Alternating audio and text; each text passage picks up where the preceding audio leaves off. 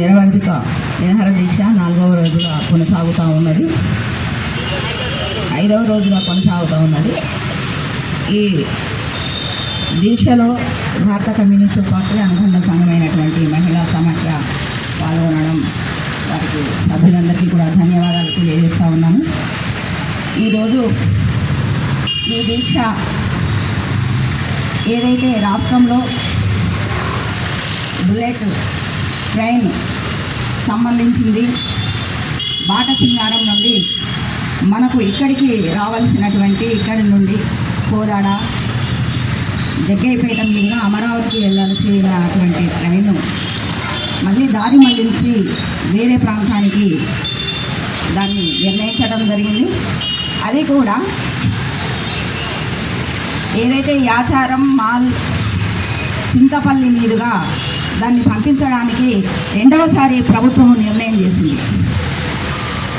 ఈ నిర్ణయాలు అఖిలపక్ష కమిటీనో లేక ప్రజా సంఘాలు లేకపోతే ఉద్యమ సంఘాలు చేసే మార్పు అయ్యేది పరిస్థితి కాదు. ఇది ఏం చేసినా కూడా ఈ మార్పులు చేర్పులు కేంద్ర ప్రభుత్వం కానీ లేదా రాష్ట్ర ప్రభుత్వం కానీ వారి పరిధిలోనే ఈ మార్పులు చేర్పులు ఉంటాయన్నది వాస్తవం.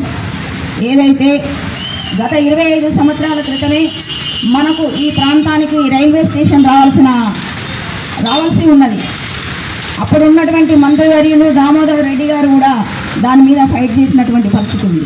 కానీ ఆ రోజు నుంచి ఈ రోజు వరకు అంటే దాదాపు 80 సంవత్సరాలుగా ఈ జిల్లా అభివృద్ధిలో ఉన్నా కూడా ఆ పరిస్థితి లేనటువంటి పరిస్థితి ఉంది.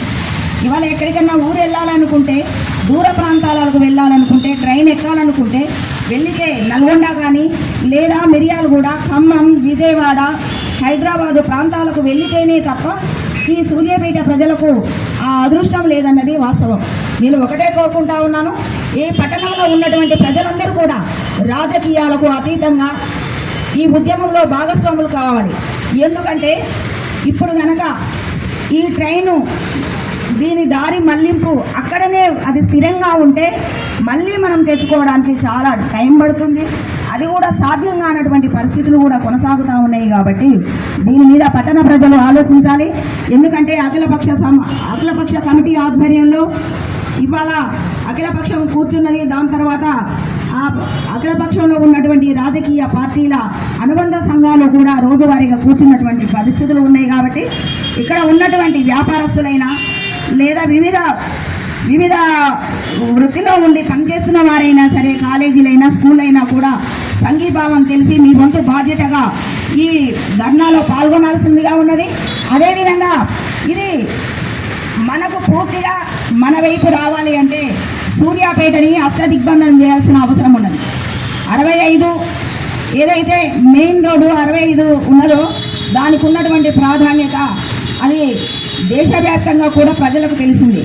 మనం ఒక్కరోజు కనుక ఆ 65వ లైన్ రోడ్డుని కనుక దిగ్బంధం చేస్తే తప్పనిసరిగా ఈ ప్రభుత్వాలు దిగొస్తాయి అన్నది వాస్తవికం.